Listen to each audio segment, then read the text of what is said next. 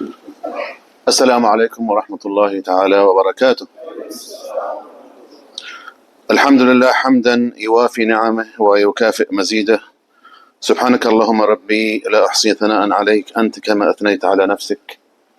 كملوا طيب. وأشهد أن لا إله إلا الله وأشهد أن محمدا عبده ورسوله وصفيه وخليله. اللهم صل وسلم على محمد وعلى آله وصحبه وسلم أجمعين. طيب. السلام عليكم ورحمة الله تعالى وبركاته.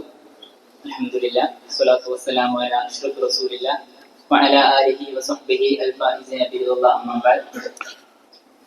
ദിവസങ്ങളുടെ കൂട്ടത്തിൽ ഏറ്റവും മഹത്തായ ഈ വെള്ളിയാഴ്ച ദിവസം ഇതുപോലത്തെ ഒരു സദസ്സിൽ ഒരുമിച്ച് കൂടാനും മുഅ്മിനീങ്ങളായ നമുക്കിവിടെ സംബന്ധിക്കാനും തൗഫീഖ് ഏകിയ അല്ലാഹു സുബ്ഹാനഹു വ തആലയ്ക്ക് സർവ്വ കടപ്പാടും സ്തോത്രങ്ങളും അർപ്പിക്കുന്നു.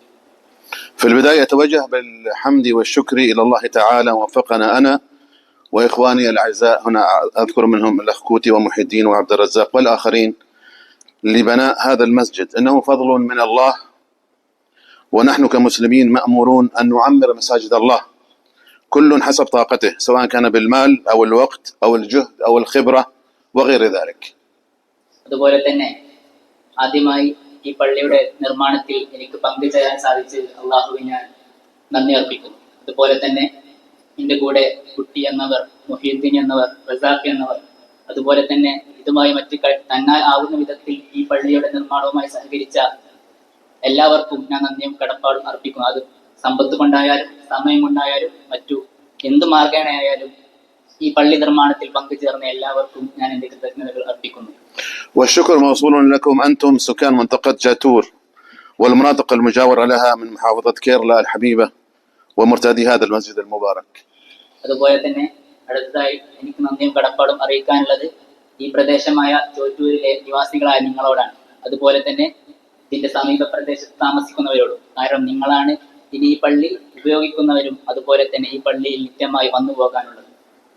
أحبتي الكرام، يقول الله تعالى في كتابه الكريم: في بيوت أذن الله أن ترفع ويذكر فيها اسمه يسبح له فيها بالغدو والآصال رجال لا تلهيهم تجارة ولا بيع عن ذكر الله وإقام الصلاة وإيتاء الزكاة يخافون يوما تتقلب فيه القلوب والأبصار ليجزيهم الله أحسن ما عملوا ويزيدهم من فضله والله يرزق من يشاء بغير حساب.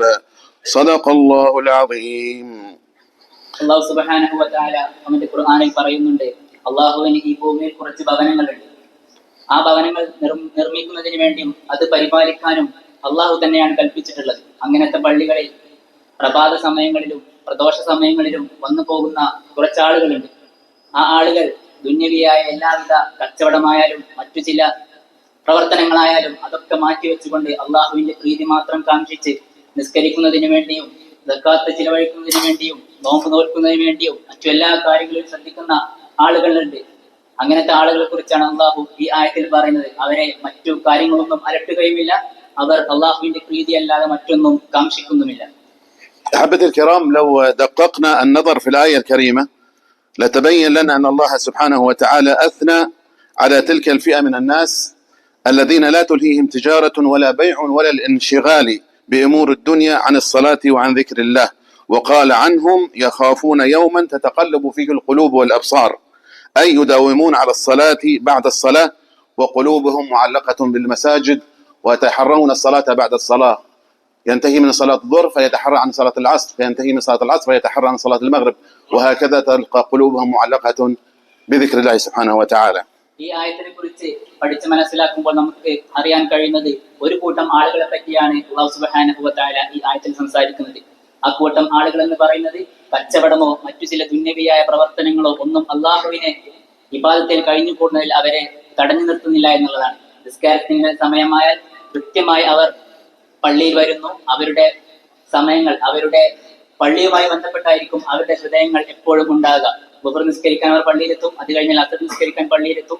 ഇങ്ങനെ മുഴുവൻ സമയവും മുഅല്ലഖായിട്ട് പള്ളിയുമായി ബന്ധിപ്പിക്കപ്പെട്ട അവസ്ഥയിലായിരിക്കും അവരുടെ ഹൃദയങ്ങൾ ഉണ്ടാകുന്നത്. أحبتي الكرام، إذا كان الله وفقني لبناء هذا المسجد فأنتم لكم الفضل الأكبر، فأنتم الذين ترتادون هذا المسجد وتقيمون الصلاة فيه وتعمرونه 5 مرات في اليوم بأداء الفرائض والنوافل وحضور دروس العلم ومجالس الذكر وقراءة القرآن والتضرع والدعاء إلى الله سبحانه وتعالى متآخين متحابين فيه، فالفضل يعود لكم أنتم. تفضل. അള്ളാഹു സുബ്ഹാനഹു വ തആല ഈ പള്ളിയുടെ നിർമ്മാണത്തിൽ പങ്കുചേരാൻ അള്ളാഹു സുബ്ഹാനഹു വ തആല ആ നിയമത്തെ എനിക്ക് കനിഞ്ഞ്, അതുപോലെ തന്നെ ഇതിൽ ശ്രേഷ്ഠത നിങ്ങൾക്കുമുണ്ട്. കാരണം നിങ്ങളാണ് ഈ പള്ളിയിൽ നിസ്കരിക്കാൻ എത്തുന്നതും ഈ പള്ളിയിൽ നോമ്പ് നോറ്റ് മറ്റു ആരാധനാ കർമ്മങ്ങൾ നിർവഹിക്കുന്നതും ഈ പള്ളിയുടെ പരിപാലന പ്രവർത്തനങ്ങളിൽ ഏർപ്പെടുന്നതും നിങ്ങളാണ്. ആ നിലക്ക് നോക്കുമ്പോൾ എന്നെ പോലെ തന്നെ നിങ്ങളും ഒരുപാട് കടപ്പെട്ടവരാണ്, നിങ്ങൾക്കും ഒരുപാട് ശ്രേഷ്ഠതകളുണ്ട്. إخواني الكرام، يجب أن نعيد نظر في علاقتنا بالمساجد وأن نهتم بها أكثر من اهتمامنا ببيوتنا الخاصة، ونعلم أبنائنا الاهتمام بها وتنظيفها.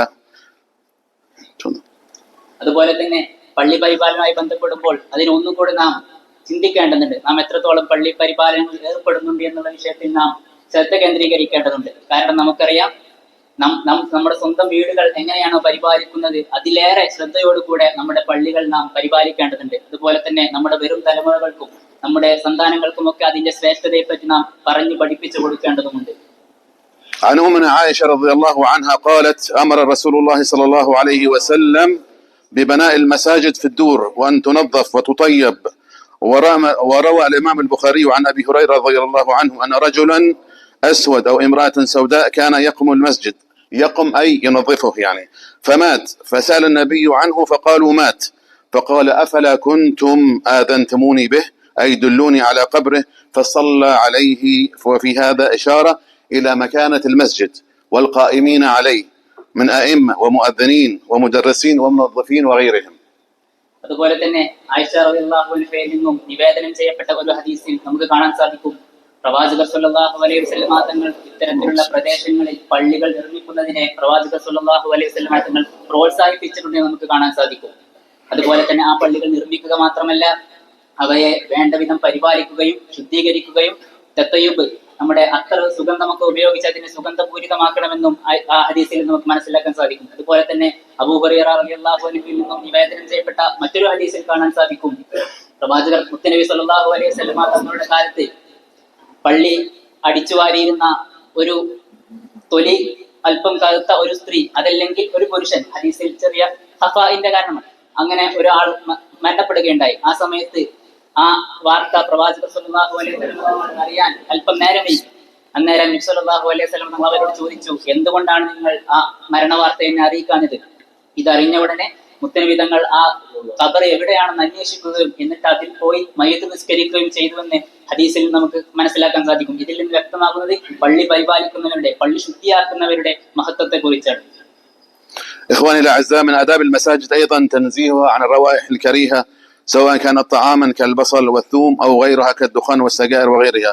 فقد روى الإمام البخاري عن ابن عمر رضي الله عنهما أن النبي صلى الله عليه وسلم قال: من أكل هذه الشجرة يعني الثوم فلا يقربن مسجدنا. وفي رواية: إن الملائكة تتأذى منه مما يتأذى منه الناس. وقال العلماء: حتى المريض مرضا معديا فلا ينبغي له الذهاب إلى المسجد لكي لا يؤذي غيره من المسلمين. അതുപോലെ തന്നെ പള്ളി പരിപാലിക്കുക, പള്ളി ശുദ്ധീകരിക്കുക എന്ന് പറയുമ്പോൾ അതിൽ വരുന്ന മറ്റൊന്നാണ് പള്ളിയെ മോശമായി ബാധിക്കുന്ന അല്ലെങ്കിൽ മോശമായി ദുർഗന്ധം വമിക്കുന്ന എന്തെങ്കിലും നാം പള്ളിയിലാക്കുക എന്നുള്ളത്. നമുക്കറിയാം, ഒരു ഹദീസിൽ നിന്ന് വായിച്ചെടുക്കാൻ സാധിക്കും, പ്രവാചകർ സല്ലല്ലാഹു അലൈഹി വസല്ലം തങ്ങൾ ഒരു മരത്തെ കുറിച്ച് പറഞ്ഞുകൊണ്ട്, അതായത് ഉള്ളി പോലെയുള്ള അതല്ലെങ്കിൽ വെളുത്തുള്ളി പോലെയുള്ള ഭക്ഷണം കഴിച്ചാലും ദുർഗന്ധം വമിക്കുന്ന ഇത്തരം കാര്യങ്ങൾ, ഇത്തരം ഭക്ഷണങ്ങൾ നിങ്ങൾ ഭക്ഷിച്ചുകൊണ്ട് നിങ്ങൾ ഒരിക്കലും പള്ളിയിൽ പ്രവേശിക്കരുത്.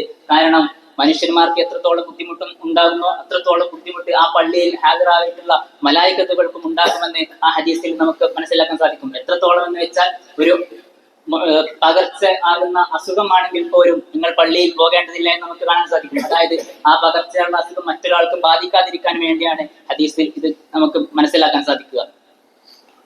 روى أبو داود عن أنس بن مالك رضي الله عنهما قال: قال رسول الله صلى الله عليه وسلم: عرضت علي أجور أمتي حتى القذاة، والقذاة الصغيرة من القمامة، طبعا أقصر شيء من القمامة تسمى القذاة في اللغة العربية، يخرجها الرجل من المسجد، والقذاة أي النفايات ولو كانت يؤجر على إخراجها المسلم.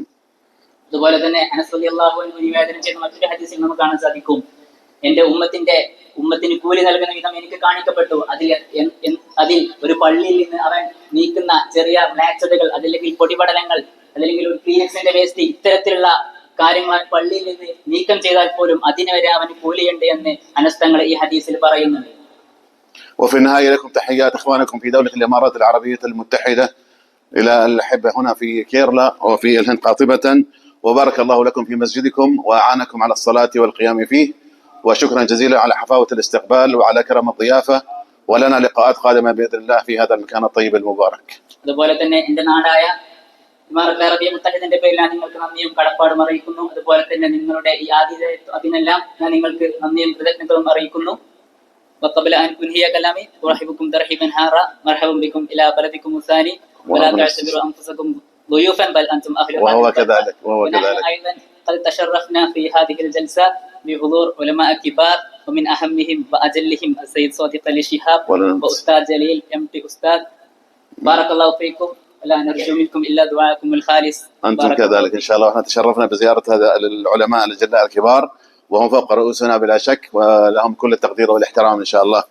بارك الله فيكم جميعا، جزاكم الله عنا كل خير، ونلتقي بإذن الله، وشكرا على تواجدكم في هذا اليوم المبارك، وبارك الله فيكم، ونسأل الله أن يكتب كل ذلك في ميزان حسناتنا أجمعين إن شاء الله، وأن يحشرنا على حوض نبيه محمد صلى الله عليه وسلم، ويسقنا من يديه الشريفة شربة ماء لا نظمأ بعدها أبدا بإذن الله إن شاء الله.